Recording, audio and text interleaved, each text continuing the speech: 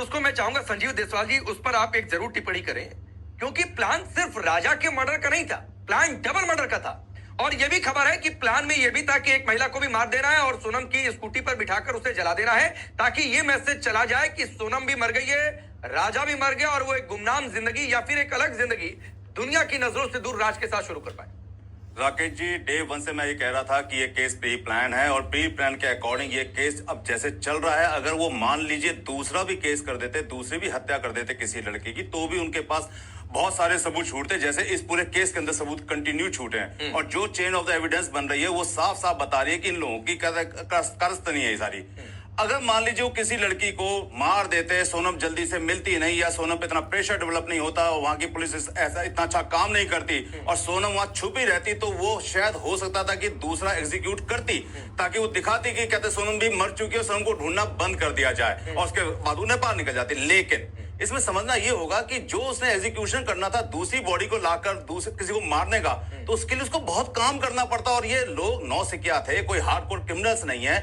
Naturally height बराबर होनी चाहिए थी लड़की की, डीएनए कैसे मिलाते, वो कपड़े कौन से उसके ऊपर लगाते, किसी की बॉडी को अपनी जगह रखना और उसको प्लांट करना पिक्चरों में तो अच्छा लगता है, लेकिन असलियत लाइफ में, प्रैक्टिकल लाइफ में ये पॉसिबल ही नहीं हो पाता, क्योंकि इतने सारे एविडेंस इनके खिलाफ आज देखे जा रहे हैं, उतने ही एविडेंस और बनते और ज्यादा कहते केस संगीन होता जाता। ठीक है, अब देसवाल जी, मर्डर के बाद तुरंत इंदौर पहुंच जाती है और इंदौर में रुकती कहां पर है सोनम?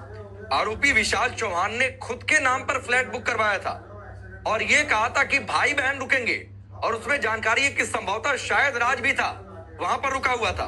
3 महीने का एडवांस किराया, 17,000 रुपए महीने का किराया, और जिस दिन राज की लाश बरामद हुई है, डेड बॉडी बरामद हुई है, उस दिन वो इंदौर में ही थी। तो आप ये क्या माइंडसेट चल रहा था? मतलब पति का वहां पर मर्डर, फिर इंदौर में आ गए, इंदौर में अपने कथित प्रेमी के साथ, जो जानकारी अभी तक है कि वहां पर वो रुकी हुई थी, उसके बाद जब देखती है कि नहीं फंस गए, राज पकड़ा जा रहा है, दूसरे आरोपी पकड़े जा रहे हैं, तब क्या तो अपने अपहरण की साजिश हम रचे, फिर गाजीपुर पहुंच जाए, ये एक बड़ा प्लॉट रचा गया।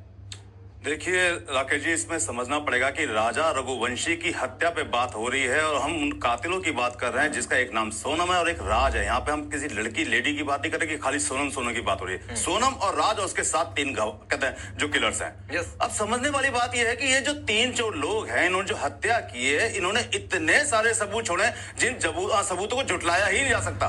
कि भाई वहां पे जो हथियार खरीदा गया, वो हथियार वहां छोड़ा गया और उस हथियार को ऑनलाइन खरीदा गया, आप इसे कैसे जुटलाएंगे?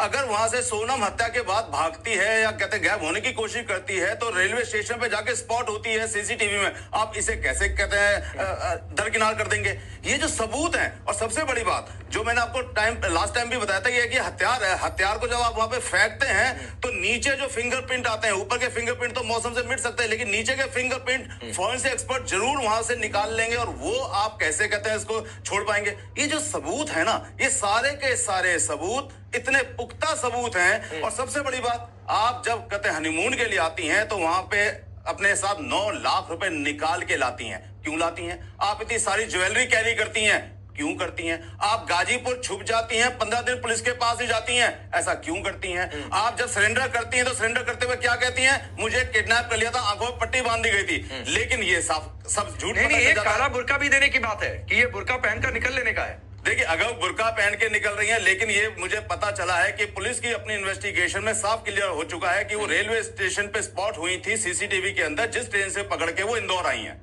और इंदौर के बाद वो जाती हैं गाजीपुर में एक रेंट कहते हैं एकोमोडेशन में रहने के लिए।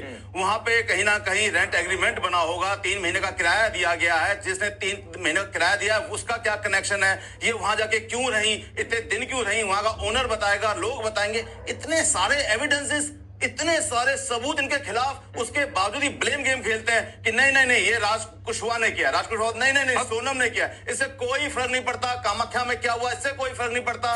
उन्होंने क्या क्या प्लानिंग की, उससे कोई फर्क नहीं पड़ता। सिर्फ राजा रघुवंशी की हत्या और उसके सारे सबूत। शैलेश जी, हमें ये समझना होगा कि जब इस तरीके के केस हो जाते हैं तो फिर कोर्ट का मैटर हो जाता है। कोर्ट के अंदर सिर्फ 3 चीजें चलती हैं, क्या मोटिव था, कौन सा हथियार था, और उसके बाद क्या हमारे पास एडमिसिबल एविडेंसेस थी। और इस केस के अंदर ये सारी चीजें पुलिस के पास है, इसमें ज्यादा डिस्कशन करने की और फिर देखते हैं, चार्जशीट भी आएगी 90 दिनों के भीतर, पुलिस ने कह दिया है।